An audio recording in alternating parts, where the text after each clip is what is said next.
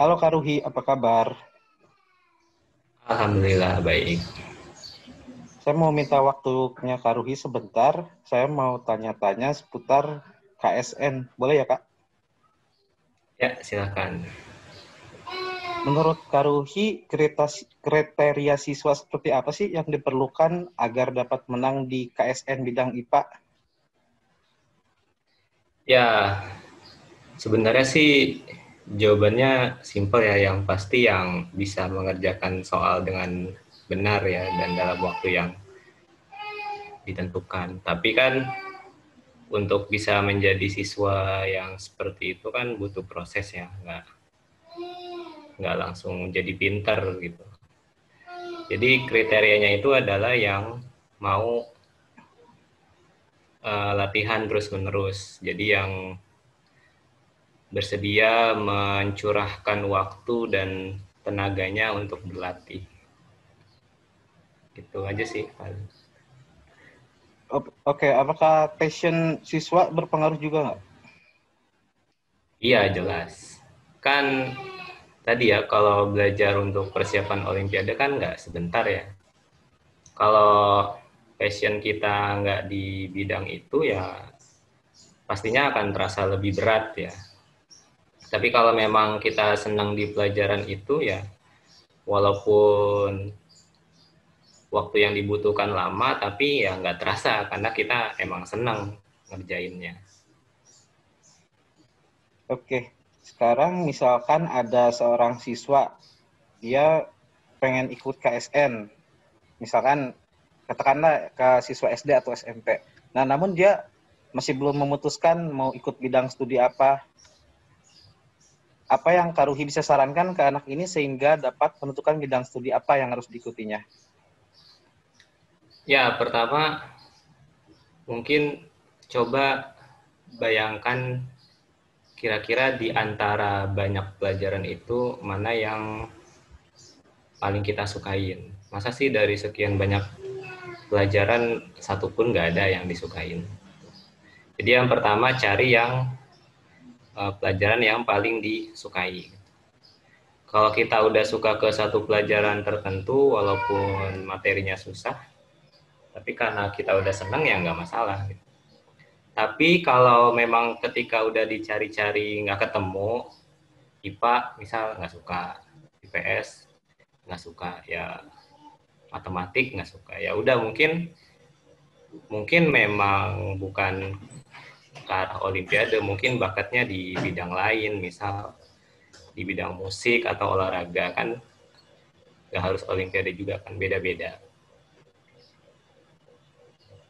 Kalau misalkan suka semuanya gimana Kak? Matematika, IPA, IPS suka semua. Terus dia bingung mau pilih yang mana. Emang ada orang kayak gitu ya?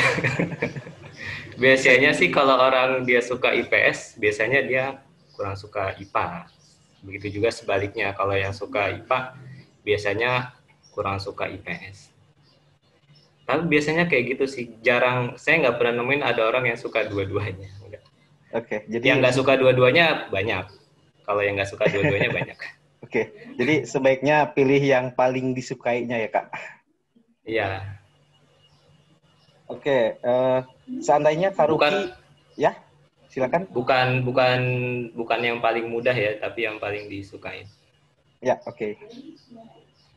Oke, selanjutnya seandainya Kak Ruhi harus milih nih, lebih memilih melatih siswa berbakat atau memilih melatih siswa yang bersemangat dengan motivasi yang tinggi. Berikan alasannya. Walaupun nggak sepinter yang berbakat gitu ya. Betul. Ya, kalau saya lebih memilih yang kedua ya. Karena kalau walaupun dia pinter tapi motivasinya kurang, jadi kitanya juga jadi kurang bersemangat gitu bimbingnya. Tapi kalau siswanya juga bersemangat, kitanya juga jadi ikut semangat. Tapi biasanya siswa yang paling pinter itu dia yang paling giat biasanya ya.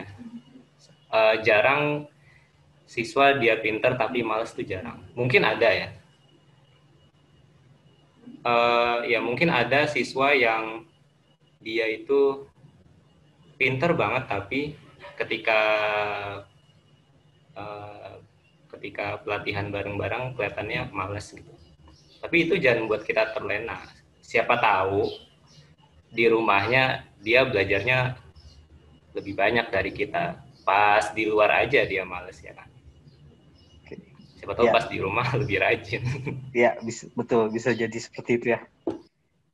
Ya, Selama kakak melatih untuk persiapan KSN ini, kalau dulu OSN ya namanya, apakah ya. kakak punya pengalaman menarik atau unik bisa Hmm, diceritakan barangkali? apa ya? Ya mungkin waktu dulu ada latihan di suatu sekolah ya.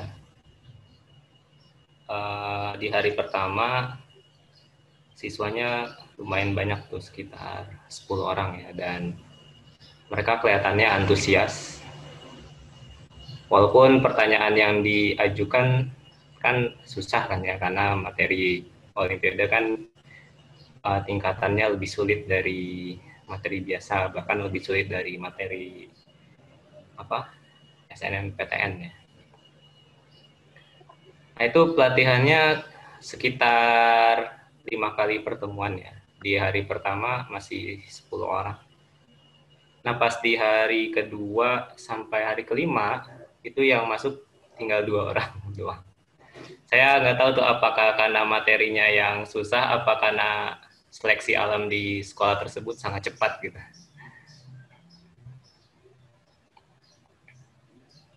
Dan yang Ya, Pak bertahan itu. 2 orang itu sampai akhir masih bertahan ya? Ya, sampai akhir masih bertahan. Oke. Ada juga eh, ketika jadwal pelatihan bentrok sama jadwal lain, misal ada jadwal latihan paskibra, jadi saya selama 6 jam nganggur di sekolah. Untung ada temennya. Ya, kayaknya saya tahu tuh. Oke. Pertanyaan terakhir, Kak. Iya, iya. Pertanyaan terakhir, apakah kakak ada saran-saran untuk anak-anak yang akan menghadapi kompetisi sains tahun ini? Di mana tahun ini diadakannya secara online ya, karena adanya pandemi. Ya, pertama mungkin di saat-saat pandemi seperti ini jaga kesehatan ya, yang paling utama. Karena jangan sampai kita latihan siang malam tapi kurang tidur. Jadi jaga kesehatan, tidur yang cukup, olahraga yang cukup. Jangan lupa latihan setiap hari, gak usah lama-lama, misal 3 jam, pagi 1 jam, siang 1 jam, malam 1 jam.